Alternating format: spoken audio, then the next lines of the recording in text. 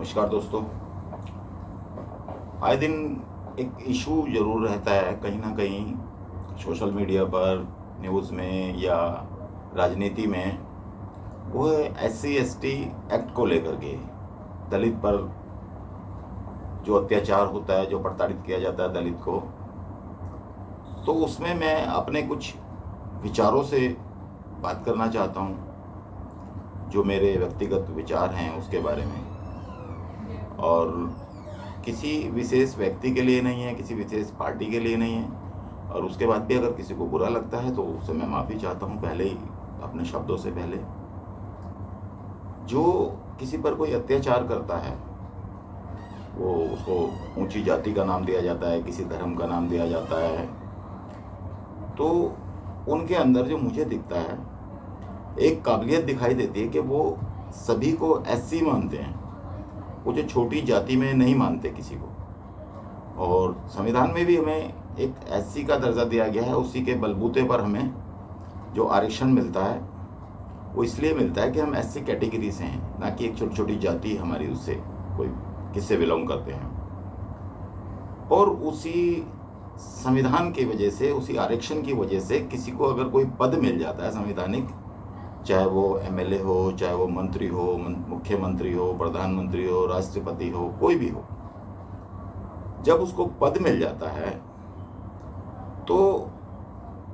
अपनी सीट पर आते ही वो उसको भूल जाता है कि जिस आरक्षण से मैं यहाँ तक आया हूँ, मुझे सिर्फ और सिर्फ एक ही कैटेगरी से रखा गया था, SC/ST या OBC या माइनॉरिटी, किसी से भी,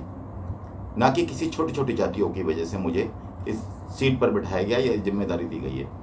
लेकिन उस सीट पर आते ही उसे याद रहता है केवल सिर्फ और सिर्फ अपनी जाति, जिस जाति से वो पर्सनली बिलोंग करता है। और ये सिर्फ मैं नहीं कह रहा, आप किसी को भी देख सकते हैं। कोई मंत्री है, विधायक है, ऊंचे ओहदे पर है, नीचे पर है, कहीं भी है, उसके आसपास उसका OSD मिलेगा, उसका PS मिलेगा, जितने भी लोग होते हैं, उसके कैमरा चलाने वाला, मीडिया वाला, उसके साथ रहने वाला, उसके साथ गाड़ी में चलने वाला, उसके साथ विधानसभा में दौरा करने वाला, वो उस विशेष उसी की जाति के मिलेंगे, दूसरों के नहीं। तो मुझे जो लगता है, मेरे अंदर जो विचार आ रहा है कि अगर ऊंची जाति पर जातिवाद का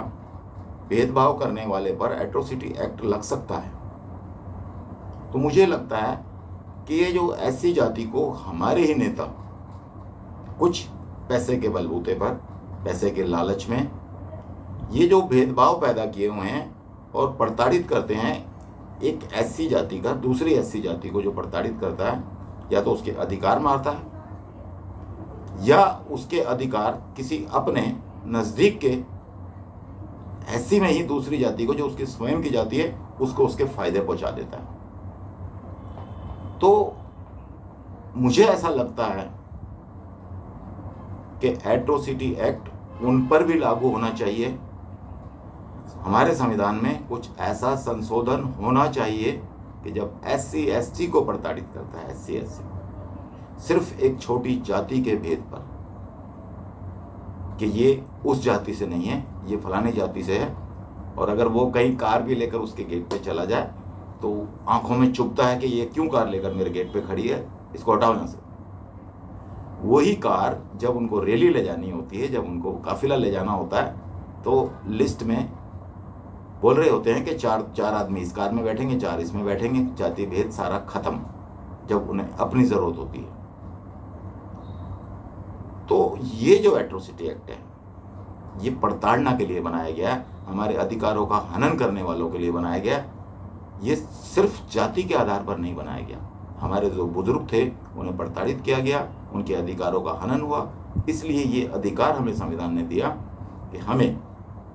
संवैधानिक रूप पर अदालत से इंसाफ मिले, हमें शोषण करने वालों का जो सजा हो, उन पर केस एट्रोसिटी एक्ट के तहत दर्ज हो। तो शोषण जो अगर मेरी SC कम्युनिटी का मुझ पर करता है, एक छोटी छोटी जो जातियां बटी हुई हैं, उसके आधार पर मेरे अधिकार मारता है, मेरे अधिकार की जगह अपने नज़दीकी को देता है, उस पर भी एट्रोसिटी एक्ट लगना चाहिए। वरना आप खुद देख सकते हैं, जब भी कभी कोई ऐसे लोगों की मीटिंग होती है, कोई सभाएं होती हैं इनकी ऐसी चेयर के साथ 10 चेयर और लगी होती हैं, जिसमें उनके खास लोग, खासकर उन्हीं की जाति से उनके पुराने दोस्त, कुछ पैसे वाले लोग जो डोनेट करते हैं पार्टी को, या उनको डायरेक्टली उनके बच्चों को कुछ गिफ्ट करते हैं, या उनके घर में राशन पहुंचवाते हैं,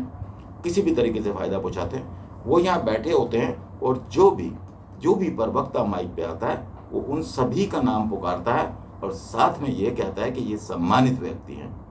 तो जो सामने आपने 200 लोग बिठाए हुए हैं, जो जलती धूप में, बरसात में, सर्दी में आपके नाम के झंडे लेकर नारे लगाते हैं, अपने सारे काम धंधे छोड़ करके, क्या वो अपमानित लोग हैं? यही सम्मानित लोग हैं। अगर आपके अंदर जरा भी कहीं संविधान का एक इतना सा भी एहसान है, बाबा भीमराव अंबेडकर की अगर आप मानते हो कि उन्होंने इंसाफ किया था हमारे लिए, तो आप उनके नाम का, उनकी फ़ोटो लगाकर सिर्फ नारे लगाने, जय भीम कहने से कुछ नहीं होता। जैसे उन्होंने समानता का अधिकार दिया था, जैसे आप समानता के अधिकार के लिए लेक्चर देते फिरते हो हर जगह, वो समानता आप अपने प्रोग्राम में, अपने घर में, अपनी पार्टी में, अगर किसी पार्टी से, तो आप अपनी एसोसिएशन में, किसी एसोसिएशन, तो आप अगर किसी वैसी यूनियन से, आप उस यूनियन में आप समानता वहाँ करके दिखाइए। आपके साथ अगर 4 लोग हैं, आपको SC ST के प्रॉफिट में, आरक्षण में अगर कोई पद मिला है, तो आपके साथ अगर 4 लोग रहते हैं तो चारों ही डिफरेंट जाति के होने चाहिए। तब मैं मानूंगा आप जाति भेद को ख़त्म करना चाहते हैं और SC SC को आप SC ST को आप फ़ायदा पहुंचाना चाहते हैं, उनको अधिकार दिलाना चाहते हैं। वरना उनसे हमें इतना खतरा नहीं है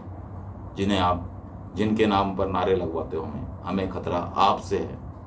क्योंकि जाति भेद आप करते हैं, वो तो हमें फिर भी एकजुट में बांधते हैं, चाहे हम पे अत्याचार ही करने के लिए क्यों ना बांधते हों। वो हमें केवल SC समझते हैं, छोटी जातियों में नहीं बांटते। लेकिन आप हमें छोटी जातियों में बांट करके उसी संविधान के जरिए सीढ़ी चढ़ के किसी पद पर पहुंच करके उसी संविधान में बराबर का, समानता का अधिकार मिलने वाले को आप उस पर शोषण करते हैं, आप अत्याचार करते हैं उस पर। अगर जो इसको समझ रहा है, जिसको ऐसा लग रहा है कि मुझे में भी कोई कमी है, वो अपनी कमी को सुधार ले। और जरा भी अगर फौलाद है बाबा साहब वाला, या तो समानता के दायरे में आ जाओ, नहीं तो इस्तीफा दे दो, नहीं तो इस बार राजनीति हम पलटेंगे। नमस्कार।